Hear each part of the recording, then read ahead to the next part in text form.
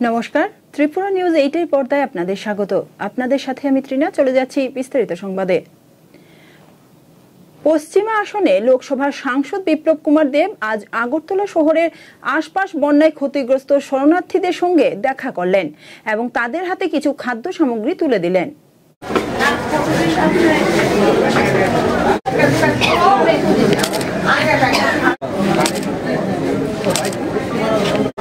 একটু ঘুরে যান।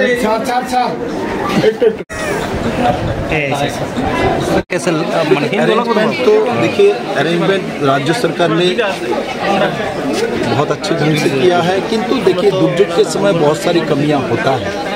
आप घर में जैसे रहते ऐसे यहाँ रहेंगे, ऐसा नहीं हो सकता। तब भी मैंने पूछा, 103 परिवार यहाँ है, बोले क्या चल रहा है, क्या प्रॉब्लम है। बोले नहीं, खान पान रहन सहन में तो घर जैसा नहीं है, तो खान पान और केयरिंग हमारे अपने घर में भी इतना केयरिंग नहीं होता जिस तरीके से इस सरकार ने और यहाँ के कॉरपोरेटर और स्थानीय प्रतिनिधि ने किया है। इसमें वो लोग सेटिस्फाइड हैं। बाकी प्राकृतिक दुर्योग है, उसके साथ लड़ाई करना पड़ेगा, इसके साथ आप चैलेंज नहीं कर सकते और इसको मुकाबला कैसे कर सकते, इसका तैयारी इस सरकार आने के बाद ही तैयार। अगरतला के लोगों ने देखा, जहाँ 4-4, 5-5 दिन तक पानी खड़ा होता है, वाटर ब्लॉकेज होता है, तो वहाँ 2 घंटे 3 घंटे में निकल जाता है।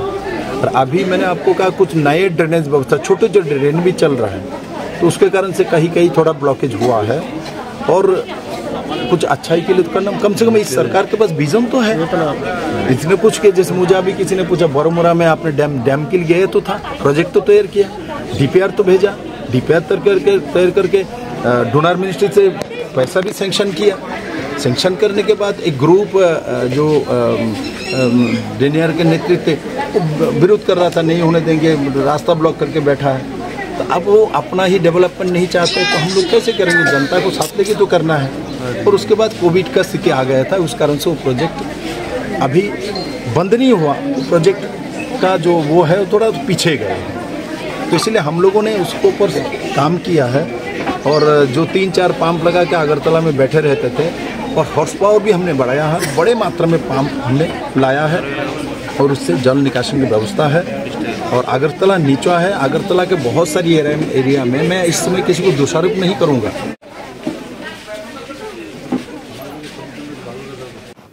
ধলেশ্বর রামকৃষ্ণ মিশনের উদ্যোগে রাজনগর উচ্চ বুনিয়াদী বিদ্যালয় সহ রামনগর বিধানসভা কেন্দ্রের আরো কিছু জায়গায় প্রায় 600 জনকে মধ্যাহ্নভোজের ব্যবস্থা করা হয়।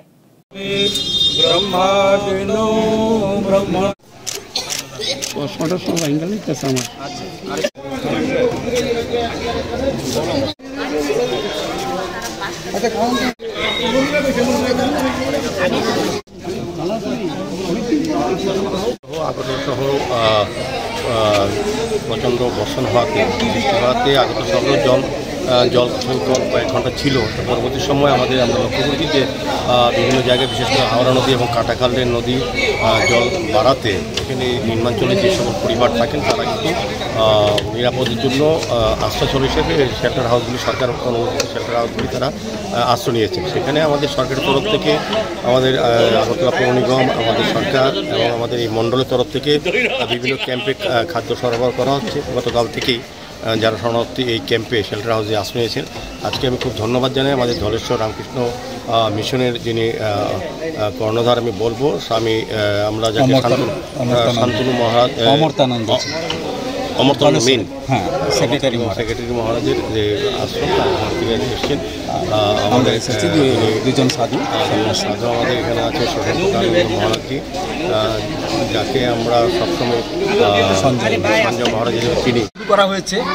এরপরে এখানে 3 জায়গায় হবে, মহাবীর ক্লাবে হবে, দুর্গা চৌমুহনীতে হবে, এরপরে কালকের হয়তো আরও এক জায়গায় হবে। এখানে তো হবেই, প্লাস আরও এক জায়গায় আমাদের বলা হয়েছে, যোগাযোগ করছে ওরা, তো ওখানে ও দেওয়া হবে। মানে কন্টিনিউ আমরা করতে থাকবো এখন আপাতত, যতদিন এরকম ক্যালামিটিটা হ্যাঁ যেখানে যেখানে শিবির হয়েছে আপাতত আমাদের এই আগরতলার সারাউন্ডিংসের মধ্যে যাওয়া হবে। কী কী দেওয়া হচ্ছে? খিচুড়ি এবং একটা সোয়াবিনের তরকারি দেওয়া হচ্ছে আজকে। অন্যদিন হয়তো আর কিছু থাকবে, আজমিশালি থাকতে পারে। কোনো আমিষ থাকবে না, নিরামিষের উপরে সব এবং জলের বোতল দেওয়া হচ্ছে। এই ওদের যাদের দেওয়া হলো জলের বোতলটা দিয়ে দাও।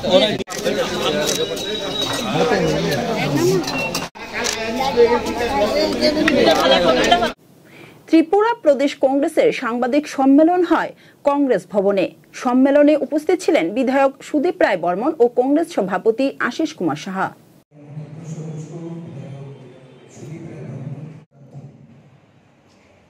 জলমগ্ন অবস্থা ক্ষতিগ্রস্ত হয়েছিলেন। আমাদের মনে হয় দয়া করে আপনারা বন্যার পর অ্যাসেম্বলির মধ্যে কংগ্রেস দলের তরফ থেকে রাজ্যবাসীর স্বার্থে গঠনমূলক বেশ কিছু প্রস্তাব দেওয়া হয়েছিল,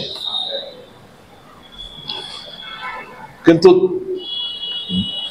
দুর্ভাগ্য আমাদের সরকার এগুলোর উপর কোনো ধরনের কাজ করতে আমরা পাচ্ছি না।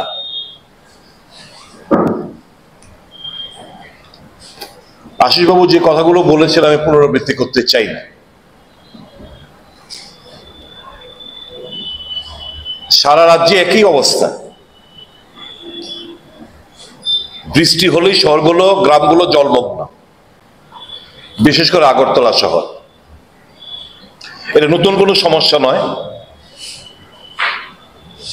বামফ্রন্টের জমানায় শুধু একটা কথা শুনতাম, আগরতলা শহরটা একটা কড়াইয়ের মতো, জলটা বেরোবে কোত্থেকে। মানিক সরকার মানিকদের এই কথাগুলো আমাদের বিধানসভার ভেতরে বাইরে শোনাতেন তাদের ব্যর্থতা আড়াল করার জন্য। সরকার বদল হলো, প্রতিশ্রুতি ছিল আগরতলা শহর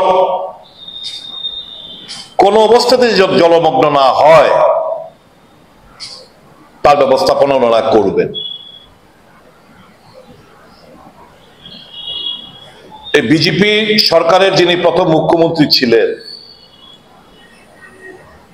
উনি বললেন আগরতলা শহরকে আমরা ভাসতে দেবো যেন হাওড়া।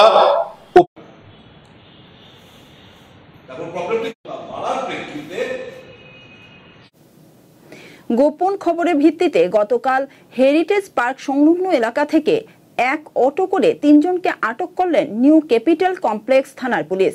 তাদের কাছ থেকে 384টি এসপি ট্যাবলেট পাওয়া যায়।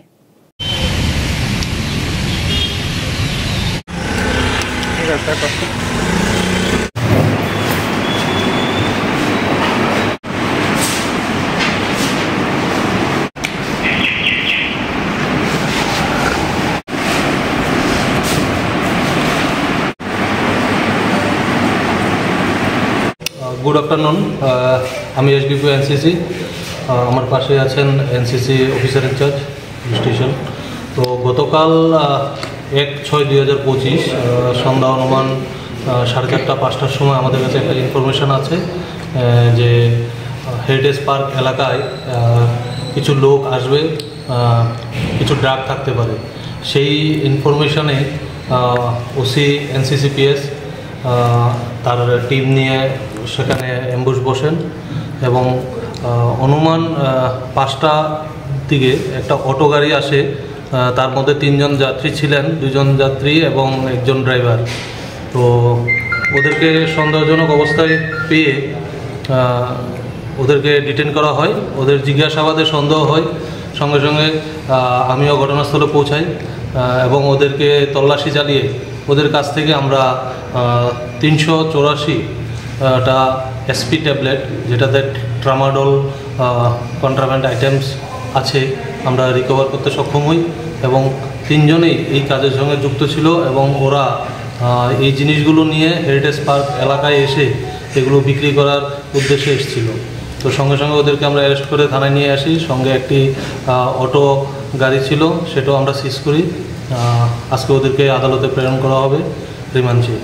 আচ্ছা, তারা কোথায় বাড়ি, তাদের বাড়ি এবং কি তারা এই ব্যবসাটা কেন করছে, কি কিছু এটা তারা এই ড্রাগগুলা অনেক সময় বিক্রি করে। তো আমাদের কাছে খবর ছিল, আমরা অনেকবারই রিড করেছি, কিন্তু কালকে আমরা সক্ষম হয়েছি ওদেরকে আটক করতে। ওদের বাড়ি প্রত্যেকেরই কাছাকাছি নন্দননগর শ্যামলী বাজার এরিয়ায়। তারা কোথা থেকে কিনছে কি কিছু এখন পাওয়া গেছে? না, এখনও কিছু বলছে না, তবে আমরা ওটার কোথায় থেকে প্রকিউর করেছে এটা আমরা বের করব। আর এই জায়গাটাই মানে যে জায়গাটাতে আপনি বলছেন হেরিটেজ পার্ক সংলগ্ন, প্রায় সময় দেখা যায় এখানে একটা নেশার মানে রমরমা। হ্যাঁ, পুলিশের মানে এই জায়গাতে মানে স্থায়ীভাবে কোনো ব্যবস্থা করার কোনো পরিকল্পনা রয়েছে? হ্যাঁ, অবশ্যই এই ইনফরমেশনটা আমাদের কাছেও আছে। সেই জন্য আমরা সবসময় আমরা ওখানে টিএসআর এবং পুলিশ দিয়ে পেট্রোলিং করাই। তো এই জন্যই আমরা সাকসেস পেয়েছি। এই ইনফরমেশনের ভিত্তিতে আমরা আগামী দিনও আমাদের অভিযান চালিয়ে যাব। তাদের নামগুলো? হ্যাঁ, তাদের নাম একজন প্রদ্যুৎ দেবনাথ, একজন কিশোর মোদক, আরেকজন পরিতোষ বিশ্বাস। স্যার, বাজার মূল্য কত? অনুমান বাজার মূল্য 40,000-এর মতো।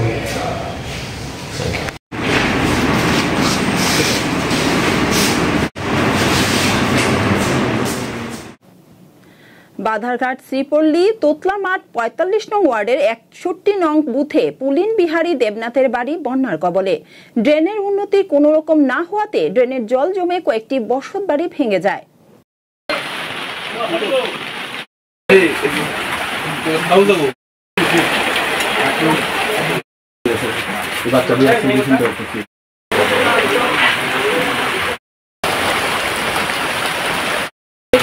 রাস্তার ড্রেনটা এটা পরিষ্কার না হওয়ার কারণে জলটা জমার কারণে এটা সবসময় জমা থাকে। এবার পেছন দিয়ে তোমার মাটিটা দুটা থাকে, ওই হঠাৎ করে উঠানের জল হয়েছে। জল হওয়ার পরে গড়টা মানে লটকাছে, তারপরে বাইগুন দিয়ে বাইক দেওয়ার তো তারা সবাই এসে করে তারা এগিয়ে কিছু বুদ্ধি গড়টা তো লটকাছে। তারা তাড়াতাড়ি করে জিনিসপত্র কিছু বাড়ি করতে নিচেও। জলটা যাওয়ার জায়গা যদি থাকতো তাহলে কি মনে হয় এরকম হইতো না? আগে এরকম আসলে ওই রেলের রাস্তাটা দৌড়ে পরে তারপর যে এই দিক দিয়ে আমাদের জলটা জমে যাবে। আমাদের এমনি কয়েক পরিবারও এমনি অবস্থা। নিচের জায়গাটা যে দাঁড়িয়ে আছি এটা হলো 14 বাধারঘাটের 61 নম্বর বুথ, জায়গার নাম শ্রীপল্লী বাধারঘাট। গত 21 তারিখের এই অকাল বর্ষণের ফল এটা। আর কালে যখন বর্ষণ হবে এই এলাকায় প্লাবিত হবে, 17 পরিবারের এইরকম এফেক্টেড হবে, এটা আমার ধারণা। ঘটনা হচ্ছে কি, গত 21 তারিখের যে জলটা এই উত্তর থেকে দক্ষিণে তাদের বাড়ির পাশ দিয়ে একটা ড্রেন, যেটা গিয়ে রেল রাস্তায় নেমেছে, রেল রাস্তা থেকে পশ্চিম দিকে জলটা পাস হয়। বিগত 21 তারিখের যে ফ্লাডে এফেক্টেডটা কী করে হয়েছে, এই রেল যখন তার রেলের যে ফ্লাইওভারটা করে, ফ্লাইওভারের যে জমি এই জমিকে ভরাট করে এই বাড়ি থেকে অন্তত 10 ফুট উঁচু করে দিয়েছে ওরা। এটা আনসার্টিফিক্যাল। রেল ওই তার ফ্লাইওভার পিলার করতে গিয়ে, ফ্লাইওভারকে সংরক্ষিত করতে গিয়ে, সুন্দর করে এস্টাবলিশ করতে গিয়ে সাধারণ মানুষের কথা তাদের মাথায় নেই, ছিলও না থাকাতে তারা সায়েন্টিফিক্যাল এবং টেকনিক্যাল দুটো ভুল করে গেছে। তাদের ভুলের কুফল আজকে এই শ্রীপল্লীর 61 নম্বর বুথের ইন্দ্রনগর ৮ নং ওয়ার্ড ও 13 প্রতাপগড় 43 নং ওয়ার্ড বন্যায় শরণার্থীদের ঠিকভাবে খাওয়া দাওয়া, স্বাস্থ্য পরিষেবা সহ অন্যান্য বিষয়ে খোঁজ খবর নেন মেয়র তথা বিধায়ক দীপক মজুমদার।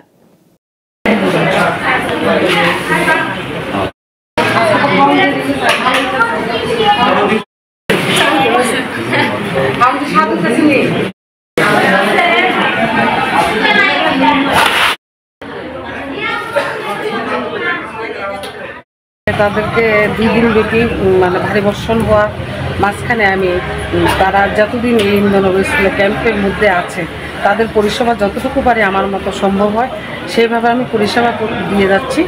এর মধ্যে কালকেও 2 বেলা দিয়েছি। দুপুরবেলা ডিম ভাত, ডাল, শুটকি দেওয়া হয়েছে, রাত্রে খিচুড়ি দেওয়া হয়েছে। আজকে দুপুরবেলা মাংস, ভাত, ডাল দেওয়া হচ্ছে, ভাজা দেওয়া হচ্ছে সঙ্গে। রাত্রে তারা যে কয়দিনে এই ভারী বর্ষণ থাকে, বন্যা পরিস্থিতিতে বাড়িতে যেতে না পারে, যতটুকু চেষ্টা আমার মধ্যে থাকে সেই হিসাবে আমি তাদের পাশে থাকব। সেই হিসাবে আমি ওদেরকে বলেছি বাড়ির আপনারা যতদিন যেতে না পারবেন অতদিন পর্যন্ত আপনি আপনাদের বাসায় আমি আছি। আচ্ছা, কতজনকে মতো এখানে খাওয়ানো হচ্ছে? মোটামুটি 170 জনের মতো। এখানে 80 জনের মতন আছে। নোয়াগাঁও স্কুলের ভিতরে আছে 45 জন, আর ননিয়া মুড়া লাড্ডু চৌমুনিতে আছে 51 জন। দুদিন টানা বর্ষণে প্রাকৃতিক দিয়ে সাধারণ শহরেও বিশেষ করে কাটাকাল নদীর সমতল থেকে তারা বিভিন্ন সরকার আশ্রয় নিয়েছে। আগরতলা পৌর নিগমের বিভিন্ন ওয়ার্ডে আমি ভিজিট করেছি, সব জায়গাতে যেখানে খাওয়া ব্যবস্থা, স্বাস্থ্য ক্যাম্প দেখা, সবগুলি সরকার এবং আমাদের পৌর নিগম আমাদের সরকার ভালো কাজ করছে। আমাদের বিজেপির কার্যকর্তারাও বিভিন্ন সহযোগিতা হাত বাড়িয়ে সরকারের পাশাপাশি আজকে আগরতলা পৌর নিগমের 8 নম্বর ওয়ার্ডে আমাদের হাই স্কুল আছে, একটা অস্থায়ী সরকারি এই এলাকার তাদের জলামগ্ন হয়েছে, তাদেরকে এখানে নিরাপদ আশ্রয় দেওয়া হয়েছে। তাদেরকে সুন্দরভাবে সমস্ত খাবার খাবার সব পরিবেশন করা হচ্ছে। আমাদের যিনি সরকার মহোদয় আছে, আমাদের কর্পোরেট আলোচনা আছে এবং আমাদের আধিকারিকরা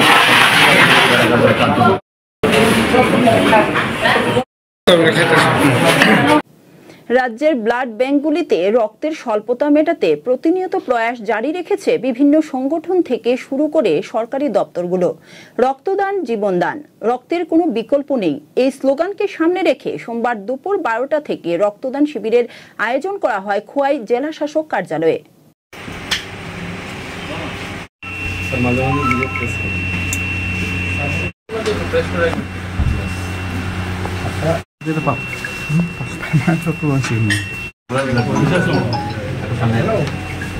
আমরা একটা ব্লাড ডোনেশনের ক্যাম্প আমরা আজকে আয়োজন করেছি, যারা স্বেচ্ছায় রক্তদান করবেন। তো প্রধানত আমাদের ডিএম অফিসের যারা অফিসার এবং কর্মচারীবৃন্দ আছেন ওনারা ভলান্টিয়ারলি মোটামুটি 25 জনের মতো আমাদের কাছে নাম লিপিবদ্ধ করিয়েছে। আমাদের এটা এখনও কন্টিনিউ চলছে। এখন পর্যন্ত প্রায় 11 জন অলরেডি ওনারা রক্তদান করেছেন। তদুপরিও আমরা এই রক্তের যে সমস্যা সারা রাজ্যব্যাপী চলছে, একটি স্ক্যারসিটি চলছে, সেটাকে মোকাবিলা করার জন্য আমাদের খোয়াইয়ের যতগুলি গভর্নমেন্ট অফিস আছে সবগুলিকে নিয়ে আমরা একটা ইয়ারলি ক্যালেন্ডার প্রস্তুত করেছি।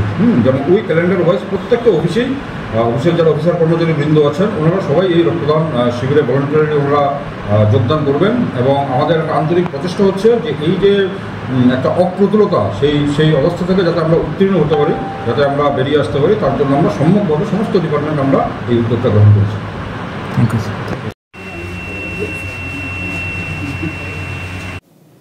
বিশালগড় থানাধীন মুড়াবাড়ি এলাকায় সুভাষ দেবের বাড়িতে চুরি করতে এসে একটি স্কুটি এবং ধারালো লোহার শাবল ফেলে এলাকাবাসীদের গণধোলাই খেয়ে পালিয়ে গেল চোর।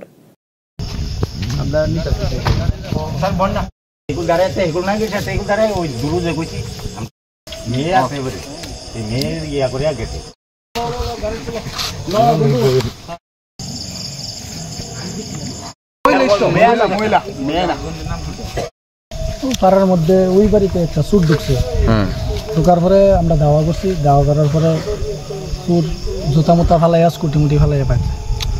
নাম জানতে পারছেন? হ্যাঁ, নাম মানে জানি না, এমনি মুখ চিনা চিনি গৌতম কলোনি বাড়ি। কি নাম এই জায়গাটা? এটা মুড়াবাড়ি। যে বাড়ি ঢুকছে বাড়ির নাম, মালিকের নাম কি? এমনি বাড়ির মালিক তো মারা গেছে, এমনি বাড়ি অক্ষণে তার নাম জানি কিটা,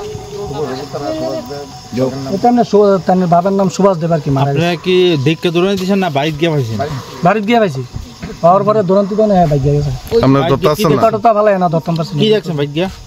বাইক গিয়ে দেখছি হ্যাঁ কোনো কিছু একটা চুরি ইয়া করতেছে, করার পরে দৌড়ান্তি দিয়েছে, পরে ওই শাবলটা আসলো মারতে হয়েছে। এখন ওরে কি ধরছেন না? না ধরতে পারছি না। বাইক গিয়ে আছে না কিটা? বাইক গিয়ে আছে কিন্তু এনে কিছু কিলমুড়া খাই গেছে। লগে কি আছিল? লগে একটা শাবল আছে। আর কিছু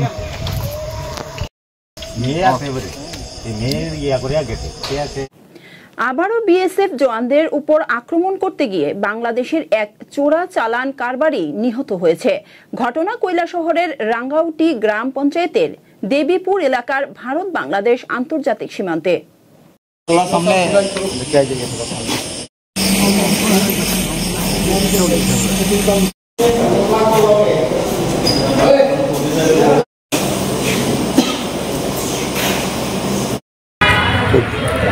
আমার নাম জয়ন্ত বৈদ্য, দত্তগ্রাম বাড়ি।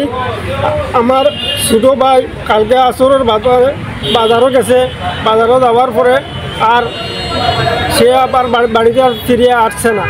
তখন আমার ভাই সারা রাত্রে খোঁজ করছে, কিন্তু আমার বাইরে পাই নাই। আজকে সকালে জানলাম যে ইন্ডিয়া বিএসএফে গুলি করে আমার ভাই মারা গেছে। অথচ আমার ভাই পলাশর হসপিটাল আছে। এরপরে আমরা সকালে বিজিবির কাছে গিয়া জানাইছি, বিজিবি কইছে তারা জানছে না। অথচ এরপরে আমরা পুলওয়া থানায় ইয়া জিডি করতে আসছি। তো এটাই আমার আবেদন যে যত দ্রুত আমার বাইকটারে যেন আমার হাতে পৌঁছানোর চেষ্টা আপনারা করেন। যেন আমি সরকারের কাছে জানাইতেছি যে আমার বাইক লাশটা যেন অতি তাড়াতাড়ি যেন আমার বাইক লাশটা যেন আমি বাংলাদেশও পাই। আমার নাম জয়নুল ইসলাম, শরীফপুর ইউনিয়নের 9 নম্বর ওয়ার্ডের মেম্বার আমি। তো প্রদীপ বৈদ্য যে সে আমার এলাকার দত্তগ্রাম, তার বাড়ি, তার বাবার নাম হইলে শৈলেন্দ্র বৈদ্য, বয়স হবে তার অনুমানিক 20-22 এরকম হবে। তো সে গতকালকে থেকে তার খুঁজরি পাওয়া যায় না, তার বাড়ির খুঁজরি পাইয়া না। সকালে আমরা জানাইছেন, তো আমরাও গেছি।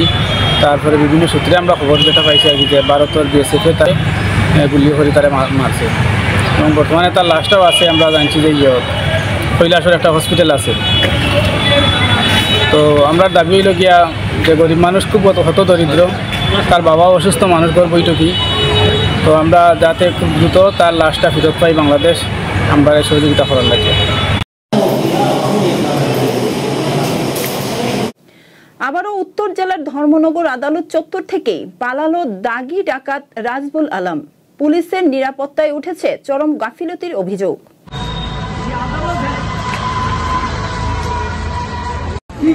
ব্রেকিং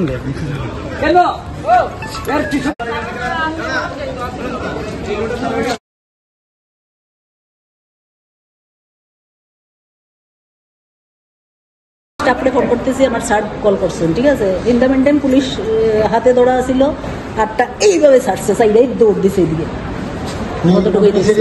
হয়তো এদিকে নামিয়ে গেছে। ওই তোমার কি হয়েছিল, জুতাটা খুলছে, এতটুকু দেখছি। কোন দিকে দৌড় দিয়ে গেছে? ওই সাইডে দিয়ে গেছে।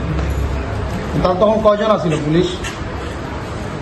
এটা তো কইতে পারতাম না, এখানে পুলিশের ড্রেস পরা তো একজনই দেখছি, একজন আছে।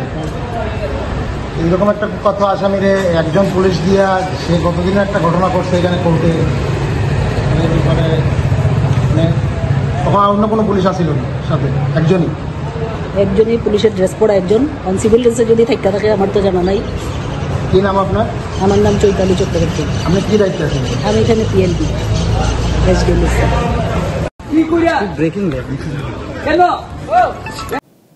আবারও জিবি হাসপাতালে চিকিৎসা পরিষেবা প্রশ্নের চিহ্নের মুখে। চিকিৎসার গাফিলতিতে মৃত্যু হলো এক মহিলার।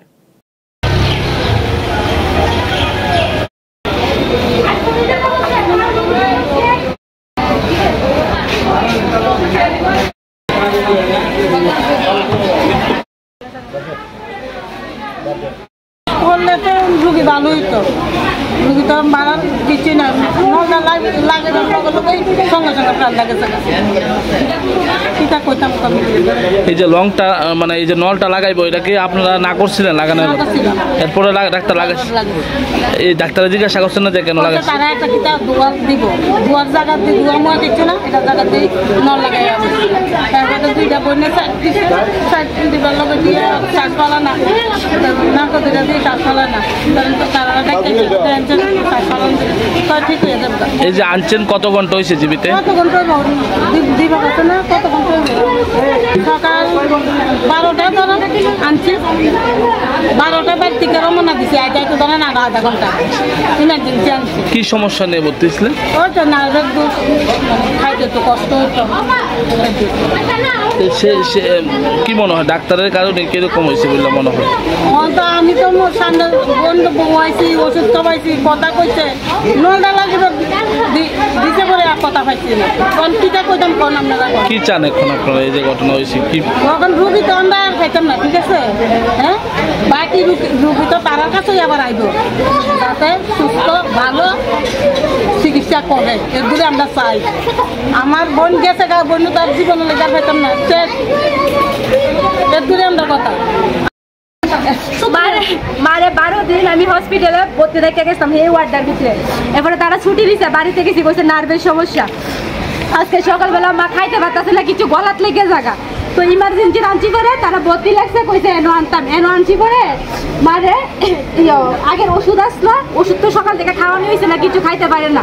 তারপরে কইতাছে আমি স্যারের গিয়ে করছি, স্যার মারে ওষুধটা খাওয়াইতে পারো নি, খাওয়াই দো, খালি পেটে খাওয়াই দো। আমি তো স্যার কোনো অসুবিধা হলো না, অসুবিধা হতো না, খালি পেটে খাওয়াই দিল ওষুধটা। তো ওষুধটা আমি খালি পেটে খাওয়াইছি। এর মনে 5 মিনিট পরে নলটা পড়াইতে হয়েছে, নলটা এত বড় আসলো, নলটার সময় আমি এনে বই আসলাম, নলটার সময় পড়াইছে এই সময় মা না দুইটা এমন সাইড দিছে, হাত পাও দুইটা সাইড দিছে, সাইড দিতে পরে আমি কই স্যার মার মনে অসুবিধা হয়েছে, নলটা খুলে আলান না, নল আর খুলন যেত না। এরপরে জোর করে ঢুকতেছে না, জোর করে ঢুকাইছে, ঢুকাইছে পরে দুইটা সাইড দিছে, পরে শ্বাসটা আর ফালাইতেছে না। আমার মনে দারুণ হয়ে গেছে, আমি দূরে আমি গেছি, আমি কি সারা ডাইকে মা তুই শ্বাস ফালা না, তো কিছু তো না, তো উত্তেজিত হয় না, তাই উল্টা অ্যাকশন করছে, ঠিক হয়ে যাবো। এরপরে এনো আইসে পরে উমা তার 2-3টা ইনজেকশন করতেছে, ইয়ে করতেছে, এরপরে যে কথা বুকের ভিতরে ডেথ মরে গেছে, শেষ। কি মনে হয় মানে ডাক্তারের কি আমি 12 দিন যে হসপিটাল ভর্তি থেকে গেছি, তারা এনো নল যে তারা কইছে নল দিব, তারা পরে নল লাগাইছে না, কইছে লাগতো না নল। শুক্রবার আমরা বাড়িতে গেছি, তো শনি রবি আজকে সোমবার, আজকে সকালবেলা আনছি, তো তারা নলটা যে ঢুকাইছে আমার কষ্ট হয়েছে, নলটা ঢুকাইতে মারা গেছে। নলটা ঢুকাইছে যে সময় অর্ধেকটা ঢুকাইছিল পরে এমনি ছায়া রয়েছে, হাত পাও লাগলো না, দুইটা সাইড দিয়ে সেটা হাত পাও সব দিয়ে গেছে, এরপরে শেষ। কি মনে হয় ডাক্তারের গাফিলতি মানে এই কারণে কি এরকম? ডাক্তার যে নলটা যে ঢুকাইছে এটা অন্য একটা কোনো একটা কিছু হইছে ভিতরে, নালে লগে লগে রোগী কেন মারা যাবে? সব পরীক্ষার রিপোর্ট আছে, ভালো হয়েছে সবকিছু, এরপরে রোগী কেন মারা যাবে? নলটা ঢুকাইতে গিয়ে সেটা তাহলে তারা গাফিলতি, তারা নলটা ঢুকাইতে কোনো একটা কিছু হইছে ভিতরে, নালে লগে লগে কেমনে মারা? যে ডাক্তার লাগাইছে ডাক্তার সাথে আপনারা কথা কইছেন না? তাহলে তো আমি তো কইছি যে স্যার নলটা নালে লাগাই না, না নল লাগাই ঢুকাই দিলাইতেছে। এখন উনি আসেনি না, সেটা গেছে ফটো আছে আমার মোবাইলে। কি না স্যার আমি আইসে পরে আমি কইছি, আমি কই আইসে পরে তারা কইতেছে কোন রোগী নাকি ভর্তি রাখতাম না ছুটি দিয়ে লাইতাম। আমি কই স্যার আপনারা যেটা ভালো মনে করেন এটা কো, যদি আমরা ভর্তি রাই যে ওষুধ দিয়েছে এডিই চলবে, আর কোনো ওষুধ লাগতো না। তা আমি কই তাহলে স্যার যদি অন্য কোনো ট্রিটমেন্ট না থাকে তাহলে ছুটি দিলাম, আমরা যেটা ভালো মনে করি। আচ্ছা ঠিক আছে, একটা দোয়া দিব, মারে কইছে দোয়া দিব, আর নলটার কথা প্রথমে কিছু কইছে না। ওমা আমি এখান থেকে কথা কই আইসি পরে কতক্ষণ পরে তারা নল লই আইছে, নল ডাইনে সেটা ভিতরে ঢুকাইতে শেষ, দোয়া দিব আর খালি পেটে কইছে ওষুধটা খাওয়াই দিতাম, নার্ভের ট্যাবলেট আসলো, সকালে একটা, দুপুর একটা, রাত্রে একটা, আজকে একটা ওষুধ সকাল কিছুই খাওয়াই তারতাছি না, জল খাওয়াই তারতাছি। আপনার মারে ভর্তি করছেন কতদিন হয়েছে? আমরা তো না এরপরে এই যে ভর্তি করার পর সঠিকভাবে চিকিৎসা করতে বলে মনে হয়নি? না না না, নলটা যে দিছে নলটা থেকে যে কোনো থেকে। আপনার কি মার নাম কি? বয়স কত? 54। কোনখানে বাড়ি? প্রতাপ। কি চান এখন এই যে ঘটনাটা হয়েছে? যে ডাক্তারে এই ট্রিটমেন্টটা করছে তাই না আয়েশের সামনে কোক কি কারণে আমার মারা গেছে, নলটা ঢুকাইতে কি প্রবলেম হয়েছে, তাই না এরকম অবস্থা হয়েছে। বাড়ি থেকে ভালো মানুষ আনছি আমি। সিনিয়র ডক্টর আসলো না জুনিয়র ডক্টর আসলো? এটা স্যার এই রুমে আছে স্যার, সবার মোবাইলে ফটো আছে, দেখা ফটোটা দিয়ে দিন।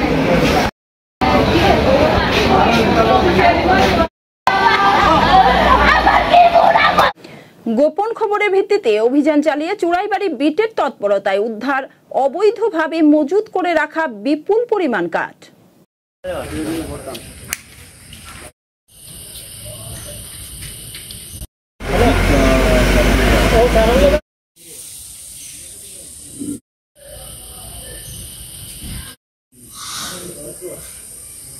ইনফরমেশন পাই যে দক্ষিণ ফুলবাড়ি এলাকাতে কিছু অবৈধ কাঠ মজুত করা আছে একটা পুকুরের মধ্যে। তো সেই ইনফরমেশন অনুযায়ী আমরা আমাদের এফপিও স্টাফ, চুড়াইবাড়ি বিট অফিসের স্টাফ এবং ধর্মনগর ফরেস্ট রেঞ্জ অফিসের স্টাফরা মিলে আমরা দক্ষিণ ফুলবাড়ি এলাকাতে সার্চ করি এবং ওইখানে একটা পুকুর থেকে আমরা আনুমানিক 2 কিউবিক মিটার ঠিক কাঠ উদ্ধার করতে পেরেছি আমরা। না, এখন অব্দি কাউকে আটক করা যায়নি, তো আমরা ইনভেস্টিগেশন করছি।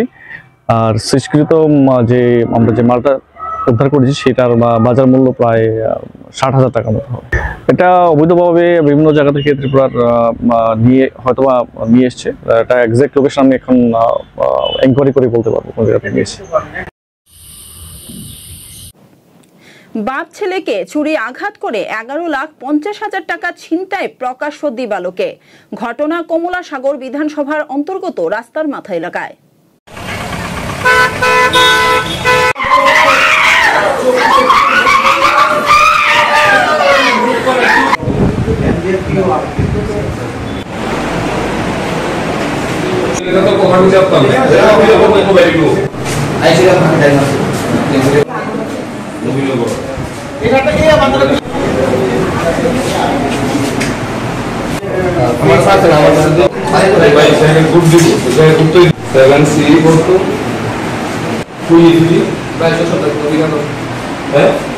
আজকে আমরা স্যার গেছিলাম বিশালগড় চাইতে গেছিলাম এই আপনার বুয়া মাথাতে ঢুকছি জায়গা কি করতে পারি না, তো একটা রোড আছিল আর কি ভাঙ্গা রোড উঠতেছিলাম, ভাই শ্বশুর বাড়ি থেকে টাকা দিচ্ছে, টাকা আনছি আমি দিয়ে যাবো এই রোডের দিকে, কত টাকা 11.5 লাখ টাকা। তো এই আপনার মাঝেই তারা জঙ্গল থেকে 3 জন বাইরে এসে সুরেজে হামলা করে চিন্তা করে সব হয়ে গেছে। তো কয়জনের উপর হামলা করছে? এই 3 জন। নাম কি? নাম চিনি না, যারা হামলা করছে তারা চিনি না। না তোমার উপর হামলা করছে আর কারণ হামলা করছে বাবার উপরে, বাবা ওই দিকে। নাম কি? আরেজ মিয়া। বাড়ি কোনখানে? ফুলতুলি মতিনগর 98 গেটের। আর তোমার নাম? সাগর মিয়া। বন্যার পরিস্থিতিতেও রানীর বাজার বিদ্যুৎ দপ্তরে নেই বিদ্যুৎ দপ্তরের কর্মী, নাজেহাল এলাকার লোকজন।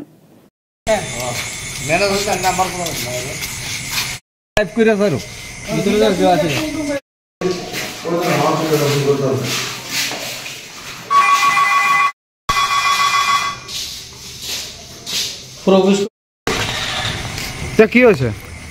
এক্ষণে আমরা আজকে গত 5 দিন ধরে অফিসে আইতেছি, কিন্তু অফিসে আইয়া দেখতেছি যে অফিসে কোনো স্টাফই আমরা ঠিক মতো পাইতেছি না, যে রিসিভার একজন কল রিসিভার থাকে, কল রিসিভার পর্যন্ত আমরা পাইতেছি না।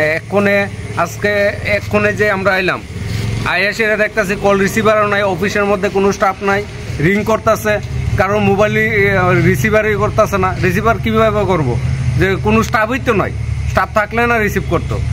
আর আজকে যেমন আজকে অষ্টজঙ্গল দুর্গানগর যে কৈতরবাড়ি গ্যাংয়ের এই জায়গাতে ফায়ার করতে গ্যাংয়ের যে মিটার বক্সের যে তারটা আছে কেবেলটা, ওই কেবেলটা ফুটতে আগুন ধরতেছে, কিন্তু আগুন ধরতেছে নিভতেছে, তারপরও তারা জানানো হইতেছে, তারা কোনো সারাই দিতেছে না।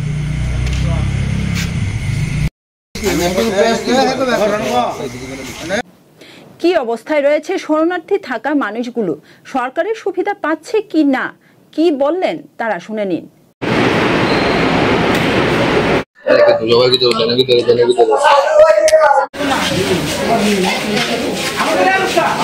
জল উঠছে বাড়ির নিচে, লেগেছি কতটা ফেকের নিচে। কদিন ধরে জল তো প্রথম দিন আইছে, পরশু দিন আইয়া নামছে, আবার কালকে আবার জল। শিবিরে কিরকম পরিষেবা দিয়েছে? ভালো। খাওয়া দাওয়া কোন সময় কেটে দিছে? কিছু এখন পর্যন্ত কোন সময় কিতা পাইছেন? সকালে চা দিছে, 10টার সময় চা দিছে, ভাত দিছে 10টার সময়, রাত করে দিছে। কোন জায়গায় এমনি আপনারা বাড়ি? কারাসা।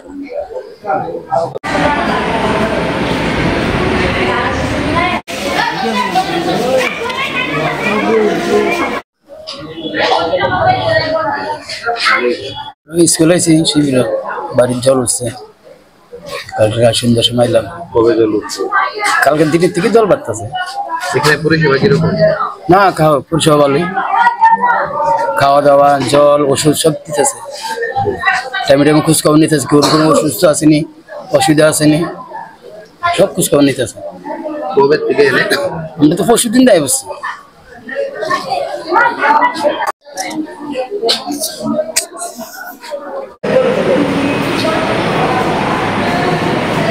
পাইছুনি? কিতে কিতে পাইছো সকালতে?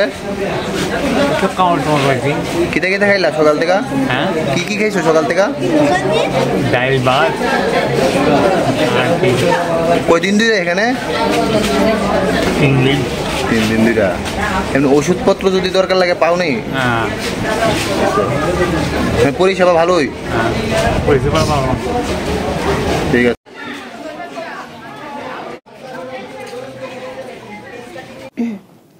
এখনকার মতো সংবাদ এই পর্যন্তই। পরবর্তী আপডেটস দেখার জন্য চোখ রাখুন ত্রিপুরা নিউজ 8 এর পর্দায়। নমস্কার।